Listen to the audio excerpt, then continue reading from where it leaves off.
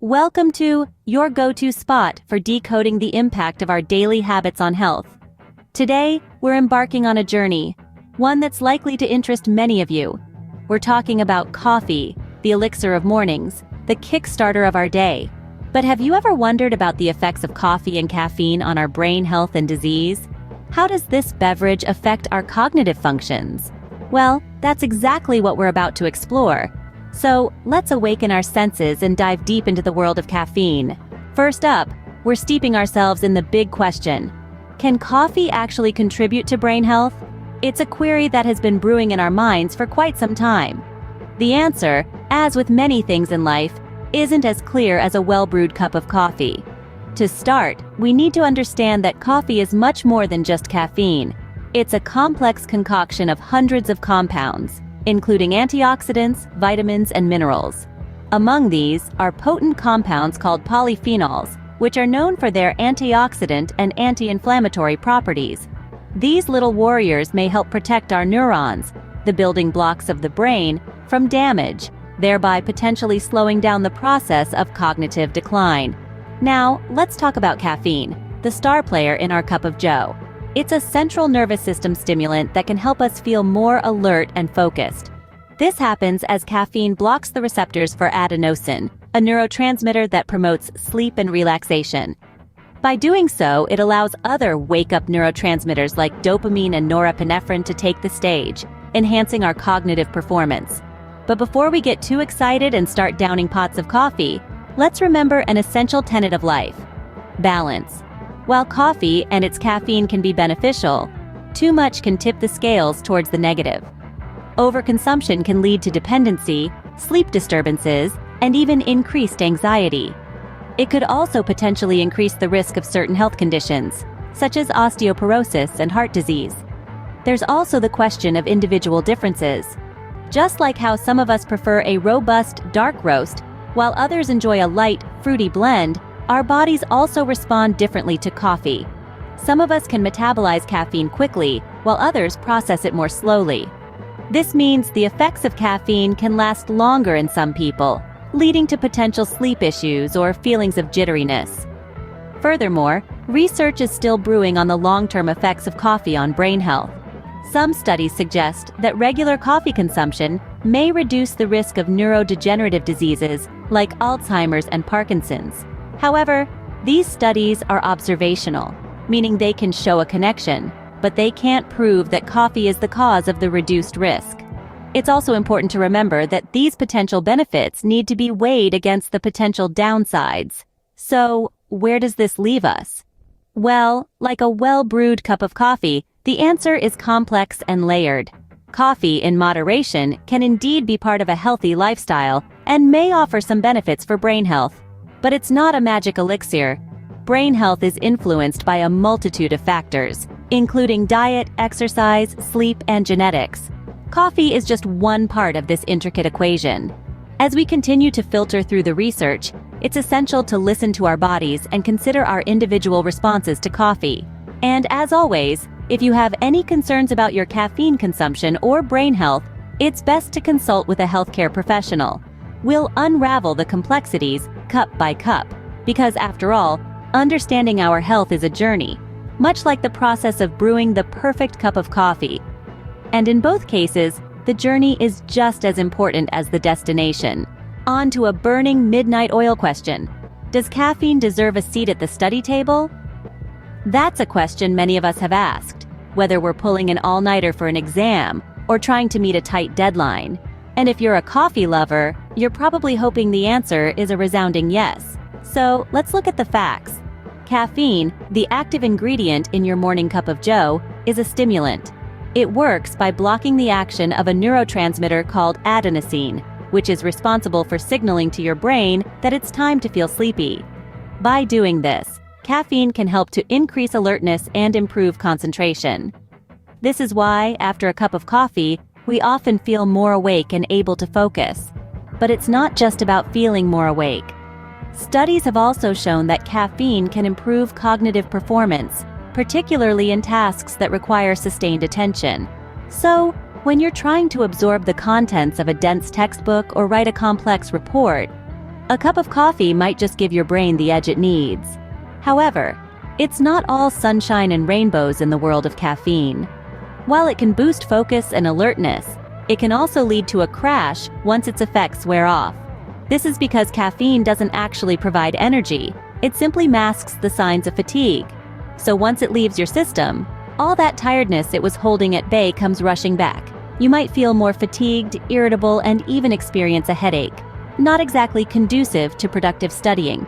Moreover, the effects of caffeine can vary greatly from person to person. Factors such as age, weight, and tolerance can all influence how much caffeine affects you. For some people, even a small amount can lead to feelings of restlessness and jitteriness, while others might need several cups to feel any effect at all. It's also worth noting that caffeine can disrupt sleep if consumed too close to bedtime. And we all know how important a good night's sleep is for memory consolidation and learning. So, if you're using caffeine as a study aid, it's essential to consider the timing of your consumption. So, does caffeine deserve a seat at the study table?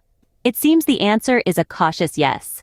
Caffeine can indeed enhance focus and alertness, potentially improving cognitive performance. But it's important to be mindful of the potential crash and the impact on sleep. Now, you're probably wondering, so how much coffee should I drink? The answer is, it depends. Everyone is different, and what works for one person might not work for another. As a general guideline, most health authorities suggest that up to 3 cups of coffee a day is considered moderate consumption. But remember, caffeine is not a substitute for proper rest and nutrition. So, while it might be tempting to rely on coffee to get you through a marathon study session, it's essential to also prioritize good sleep, a balanced diet, and regular breaks.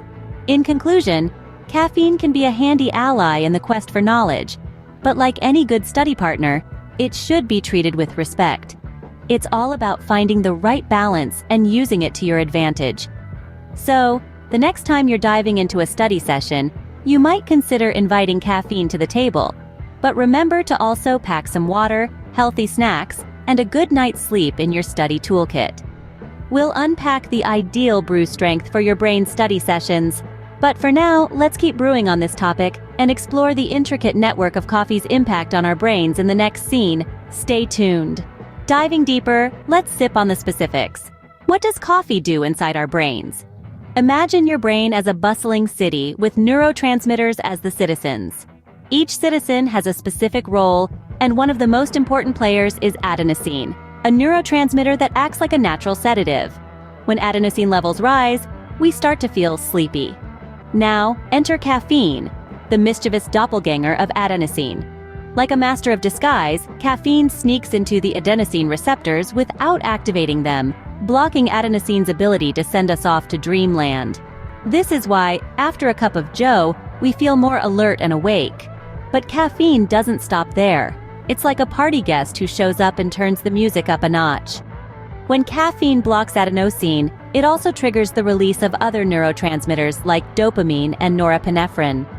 Dopamine, the feel-good neurotransmitter, plays a crucial role in how we experience pleasure and reward. Norepinephrine, on the other hand, acts like a mental mobilizer, heightening our focus and attention. So when you sip your morning coffee, you're not just kickstarting your day. You're also setting off a cascade of neurochemical reactions that sharpen your focus, boost your mood, and rev up your metabolism. It's like flipping a switch that lights up various parts of your brain. But the effects of caffeine can be as varied as the types of coffee beans out there. For some people, a cup of coffee can enhance creativity and problem-solving abilities, while for others, it might just lead to a case of the jitters. This is because caffeine's effects can be influenced by several factors, including your age, body mass, and even your genetic makeup. Moreover, caffeine can impact our sleep patterns. Since it blocks adenosine, caffeine can delay the onset of sleep and reduce the quality of our sleep. That's why it's recommended to avoid caffeine close to bedtime. But it's not all about staying awake and alert. Caffeine can also affect our memory. While it might not turn us into memory maestros, research has shown that caffeine can enhance certain types of memory, like the ability to recall lists of words. But remember, the key here is moderation. Too much caffeine can actually impair memory. Now, let's touch on a less-known aspect of caffeine: its effect on our reflexes. Yes, you heard it right. Caffeine can speed up our reaction times. This is why athletes often use caffeine. It gives them an edge by making them faster and more responsive. As you can see, the effects of caffeine on our brains are as complex and rich as the aroma of a freshly brewed cup of coffee. It's a powerful substance that can have profound effects on our cognition, mood, and physical performance. But like anything, it's best enjoyed in moderation. So the next time you're savoring a cup of coffee, take a moment to appreciate the intricate ballet of neurochemical reactions happening inside your brain. Remember, it's not just a beverage, it's a catalyst for cognitive enhancement. Stick around as we explore which brainwaves are surfed by our espresso shots. Brewing on the horizon is a question of health. What is the link between coffee consumption and cognitive diseases? As we venture further into the aromatic realm of coffee and cognition, let's consider the potential links between our beloved brew and certain neurological disorders. It seems that our daily cup may hold more than just a wake-up call. Several studies suggest that regular coffee consumption may be associated with a reduced risk of developing diseases such as Alzheimer's and Parkinson's. But let's not get ahead of ourselves. It's essential to remember that correlation does not imply causation. While these findings are promising, they don't definitively prove that coffee is the magic potion for warding off cognitive decline. Delving deeper into the research, we find that the potential protective effects of coffee may be attributed to more than just caffeine. Coffee is a complex concoction of hundreds of bioactive compounds, including antioxidants and anti-inflammatory agents, which could play a role in neuroprotection. For example, some studies suggest that the anti-inflammatory properties of coffee could help reduce the risk of Parkinson's disease, a neurodegenerative disorder characterized by inflammation in the brain. Similarly, the antioxidants in coffee might help combat oxidative stress, a key contributor to Alzheimer's disease. However, the relationship between coffee and cognitive health isn't a simple one. It appears to be influenced by several factors, including genetics and lifestyle. For instance, certain individuals may be genetically predisposed to metabolize caffeine faster or slower, which could affect its impact on their brain health. Lifestyle factors also come into play. Balanced nutrition, regular physical activity, and good sleep hygiene are all crucial for brain health. If these elements are missing, it's unlikely that drinking coffee alone will significantly reduce the risk of cognitive diseases. In fact, the interplay of genetics, lifestyle, and coffee consumption might be the key to understanding the potential benefits of coffee for brain health. Some recent studies are exploring this intricate interplay, aiming to develop personalized recommendations for coffee consumption based on an individual's genetic makeup and lifestyle.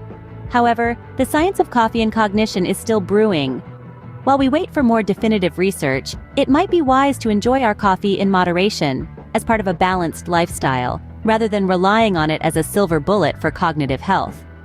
Let's percolate over the fact that while coffee might be a potential ally, it's not a panacea. It's one piece of the puzzle in the intricate design of brain health. After all, maintaining brain health is a lifelong journey, and every step, every choice counts. So, as we pour our next cup, let's remember that while coffee may offer some potential benefits for our brains, it's just one piece of the larger, more complex picture of cognitive wellness. And that, dear viewers, is the essence of coffee's impact on brain health. From its potential protective effects against neurological decline to its role in sharpening focus during study sessions, coffee certainly stirs up the conversation. But remember, its influence is complex, interacting with our lifestyle and genetic makeup. It's not a panacea, but rather a piece of the puzzle in the intricate design of brain health. Stay tuned for our next brew of knowledge right here on. Until then, enjoy your coffee mindfully.